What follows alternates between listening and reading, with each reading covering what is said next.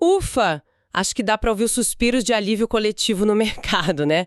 O Bitcoin respira depois de uma queda que, nossa, deixou todo mundo sem fôlego. Mas ninguém está relaxando.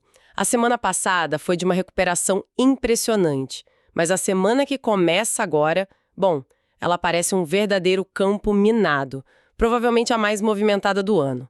Olá, DeFizeiros, e sejam bem-vindos. Nossa missão hoje é mergulhar fundo nos dados, é decifrar se essa recuperação recente é o início de algo novo ou só a calmaria antes da tempestade. Vamos entender as forças que nos trouxeram até aqui e os testes que vêm pela frente. É exatamente esse o ponto. A grande questão é essa. O mercado construiu uma base sólida ou foi só, digamos, um salto de alívio? As fontes que a gente analisou hoje nos dão um mapa fascinante, com pistas importantes, tanto dentro da blockchain, nos dados on-chain, quanto no grande tabuleiro da economia global. Ótimo. Então vamos começar por essa base. A retrospectiva da semana passada é crucial. O Bitcoin saiu de uma mínima de pouco mais de 80 mil dólares e foi cutucar a resistência lá nos 94 mil. É uma alta de quase 15%. Depois de uma queda de 36% desde a máxima histórica, qualquer sinal de vida anima o mercado, né? Mas o que estava por trás desse movimento? Foi só um rally técnico? Longe disso. Essa recuperação ela não aconteceu no vácuo. Ela se construiu sobre duas fundações muito claras. E o mais interessante é como elas se complementam. A primeira veio de dentro do próprio mercado cripto, dos dados on-chain. Basicamente, a pressão de venda dos investidores de longo prazo, os chamados LTHs, chegou a um ponto de exaustão total. Ah, quer dizer que os veteranos, o pessoal que está no mercado há mais tempo, finalmente parou de vender? Exatamente. E não é só um sentimento. Os dados confirmam isso. A quantidade de Bitcoin nas mãos desses investidores atingiu uma mínima cíclica em 21 de novembro, que, não por acaso, foi o dia exato em que o preço bateu no fundo. Além disso, outra métrica, a SOPR, que basicamente mede se as moedas movidas na rede estão sendo vendidas com lucro ou prejuízo, atingiu o nível mais baixo desde 2024. Na prática, isso significa que aquela euforia de realizar lucros que vinha empurrando o preço para baixo simplesmente secou. Ok, então a pressão vendedora de dentro do ecossistema diminuiu. Mas só isso não sustenta uma alta de 15%. De onde veio o capital novo? E aqui está o ponto crucial. A segunda fundação. A recuperação não foi liderada pelos mesmos players. Enquanto os investidores de longo prazo pararam de vender, exaustos, foi o capital institucional que entrou para comprar essa fraqueza. Lembra que novembro teve saídas recordes dos ETFs de Bitcoin, algo em torno de 3,5 bilhões de dólares? Na semana passada o jogo virou completamente. Vimos entradas líquidas de 716 milhões de dólares. Certo, mas a gente já viu isso antes. Instituições entram, o preço sobe um pouco e depois elas realizam lucro na primeira oportunidade. O que nos diz que desta vez é diferente e não apenas mais um trade de curto prazo? É uma ótima pergunta, e a resposta pode estar no detalhe. O sinal mais forte não veio só das entradas, mas de onde o dinheiro saiu. Os produtos de short, aquelas apostas na queda do Bitcoin, tiveram a maior retirada de capital desde março de 2025. E o que aconteceu em março de 2025? Exatamente um fundo de mercado. Exato. Então, não é só dinheiro novo entrando. É o dinheiro que apostava na catástrofe se rendendo. É um sinal claro de que o dinheiro inteligente viu o pânico como uma oportunidade, não como um apocalipse. Entendi. É uma mudança de posicionamento, não só um fluxo de entrada. Mas mesmo com essa base se formando, a gente teve um susto feio no meio da semana.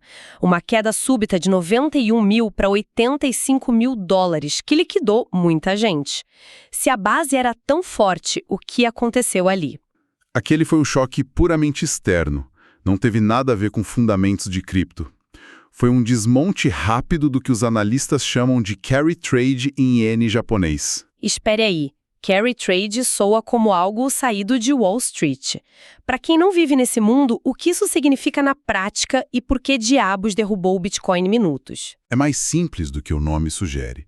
Pensa nisso como pegar um empréstimo com juros quase zero no Japão, onde o dinheiro é historicamente muito barato, para investir em algo com retorno muito maior, como cripto. É uma estratégia fantástica enquanto tudo está subindo. Mas se acontece um susto na economia global ou um sinal de que os juros no Japão podem subir, todos que fizeram essa aposta correm ao mesmo tempo para vender seus investimentos e pagar o empréstimo de volta. Esse desmonte em massa, essa corrida desesperada para a saída, foi o que causou aquela cascata de vendas e a queda brusca que a gente viu. É impressionante pensar que decisões sobre taxas de juros no Japão podem liquidar posições de traders de cripto em minutos. É um lembrete brutal de que, por mais que a gente fale de descentralização, o mercado ainda está totalmente conectado a essas forças macroeconômicas. Exatamente. Mas o mais revelador não foi a queda, foi o que aconteceu depois. O Bitcoin caiu, mas encontrou um suporte técnico e psicológico muito forte num nível chave. O chamado True Mean, que estava ali na casa dos $81.478. Ok, mais um termo técnico. O que é o True Mean e por que ele é mais importante que, sei lá, uma média móvel simples de 200 dias? A diferença é fundamental. Uma média móvel simples olha o preço histórico. O True Mean é mais inteligente.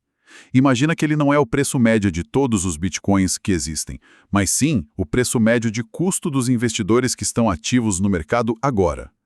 É como se fosse o preço justo ou o ponto de equilíbrio para quem está negociando hoje. Quando o preço cai até esse nível e se recupera com força, como aconteceu, é um sinal poderoso de que os participantes ativos estão defendendo suas posições, sabe? Transformando essa zona num piso de concreto. Então, o mercado sobreviveu a um golpe vindo de fora do mercado tradicional japonês e se curou por dentro, com os veteranos segurando suas posições e os investidores ativos defendendo um preço-chave. Parece que a base está sólida. Mas e agora? Porque o calendário desta semana, nossa, parece um verdadeiro campo minado. Campo minado é a definição perfeita. É a semana mais densa do ano, sem dúvida. O evento principal, que está no radar de todo mundo, é a decisão de política monetária do Fed, o Banco Central Americano, na quarta-feira, 10 de dezembro. A expectativa do mercado é de um corte nos juros, certo? Parece que já está tudo no preço. A expectativa é altíssima. O mercado está precificando entre 87% e 90% de chance de um corte de 0,25%. Se isso se confirmar, teoricamente aumenta a liquidez e o apetite por ativos de risco, como cripto. O perigo está na surpresa. Se o Fed não cortar, podemos ver toda a recuperação da semana passada ser devolvida. Mas existe um risco ainda mais sutil que o mercado chama de corte hawkish. Ok. Para mim, isso soa como uma contradição. Como assim? Como o Fed pode cortar os juros, que deveria ser uma notícia boa, e ao mesmo tempo assustar o mercado? Como isso funciona? A chave não está no ato, mas nas palavras que o acompanham. Um cut hawkish acontece quando o Fed corta os juros como esperado, mas o discurso do presidente do Fed sinaliza que é isso por enquanto, não esperem mais cortes tão cedo. O mercado, que sempre olha para o futuro, pode interpretar isso como um sinal de que a festa da liquidez vai ser curta, limitando a euforia. Faz sentido. O diabo está nos detalhes do comunicado. Mas além do Fed, o ecossistema cripto tem sua própria agenda lotada. O que se destaca aí? Sim, e a lista é longa. De 11 a 13 de dezembro, a gente tem a Solana Breakpoint, a principal conferência do ecossistema Solana. Historicamente, esses eventos geram muito hype e impulsionam o preço da Sol. Os rumores mais fortes são sobre o lançamento completo do Firedancer, uma grande atualização de infraestrutura, e o anúncio de novas parcerias estratégicas. E além de Solana, temos eventos ligados a narrativas fortes, como a de inteligência artificial, né? Exatamente. No dia 12 de dezembro, teremos o halving do BitTensor TAO. Aqui a gente precisa explicar o termo. Assim como no Bitcoin, o halving é um evento programado no código que corta pela metade a criação de novos tokens. Isso torna o ativo mais escasso com o tempo. Se a demanda por soluções de IA descentralizada continuar crescendo, essa redução na oferta de novos tokens TAO tende a ser muito positiva para o preço. É a pura lei da oferta e da demanda aplicada a um dos setores mais quentes do mercado. E tem também um mecanismo interessante de pressão de compra vindo de outro protocolo. Sim, a partir do dia 10, o protocolo Aster, a ASTR, vai iniciar um programa de recompra de tokens. Eles vão usar as receitas que o protocolo gera para comprar tokens Aster diretamente no mercado.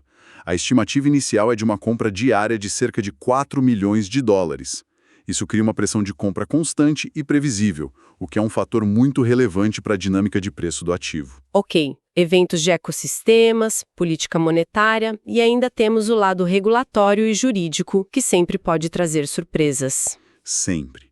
E nesta semana temos 2 pontos de alta tensão. No dia 11, teremos a divulgação da sentença de Do Kwon, a figura central do colapso do ecossistema Terra-Luna. O mercado já reagiu positivamente a rumores de uma sentença longa, sabe? Interpretando como um fechamento de capítulo para um dos maiores traumas da história de cripto. Pode ser um clássico evento de venda-notícia, onde o preço sobe na expectativa e realiza após a confirmação. E o segundo ponto parece ainda maior. Você mencionou o ETF de Avalanche. Isso parece gigante. Se for aprovado, não seria apenas uma vitória para a AVAX, mas um sinal de que a SEC está finalmente disposta a olhar além do Bitcoin e do Ethereum. É exatamente por isso que este é um dos eventos mais subestimados e potencialmente mais impactantes da semana. O prazo final para a SEC decidir sobre o ETF de Avalanche, AVAX, é no dia 12. Analistas da Bloomberg, que têm um histórico muito bom nisso, apontam 90% de chance de aprovação. Uma aprovação seria um marco. Validaria todo o ecossistema de concorrentes do Ethereum para o capital institucional. Seria como abrir uma comporta para um tipo de capital que hoje está praticamente restrito a BTC e ETH. As implicações para todo o setor de altcoins de primeira camada seriam enormes. Uau! É muita coisa acontecendo. E para complicar ainda mais o cenário, temos o lado da oferta, com uma enxurrada de tokens sendo desbloqueados e chegando ao mercado. Sim, e essa é uma pressão contrária que não podemos ignorar. Do lado da oferta, temos um verdadeiro dilúvio de tokens sendo desbloqueados essa semana. Projetos como Linea, LNA, que terá um desbloqueio massivo de 1,38 bilhão de tokens no dia 10. Além de Aptos, APT, Starknet, STRK, vão injetar juntos centenas de milhões de dólares em nova oferta no mercado. É uma pressão vendedora em potencial que precisa ser absorvida, especialmente numa semana tão tensa. Então, o que tudo isso significa? Juntando todas as peças, parece que estamos num verdadeiro cabo de guerra. Um ponto de inflexão com forças gigantescas puxando para cada lado. É a definição de um ponto de inflexão.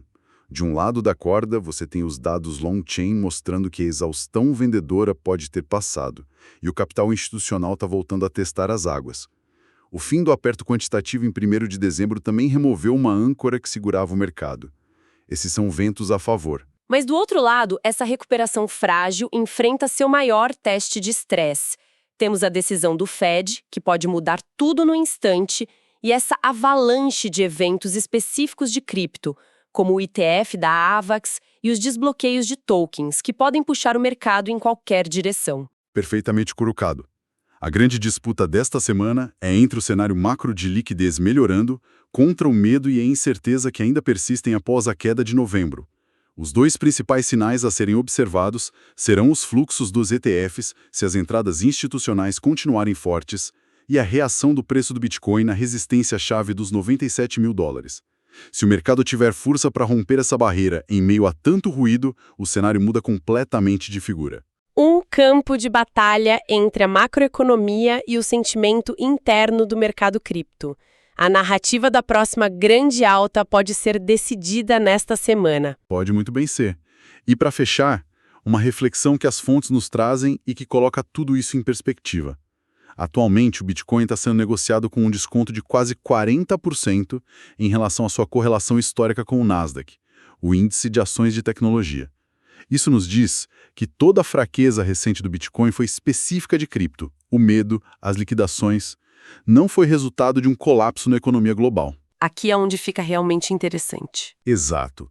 Isso levanta uma questão fundamental para os próximos meses. Se o Fed realmente der o sinal verde com o corte de juros e o medo específico do mercado cripto diminuir com eventos como a aprovação de novos ETFs, o que acontece? O Bitcoin vai apenas correr para alcançar o desempenho das ações de tecnologia, fechando esse gap de 40%, ou ele terá força para, mais uma vez, liderar a próxima grande onda de alta para todos os ativos de risco, como já fez no passado? A resposta a essa pergunta pode definir o tom não apenas para o final do ano, mas para todo o início de 2026.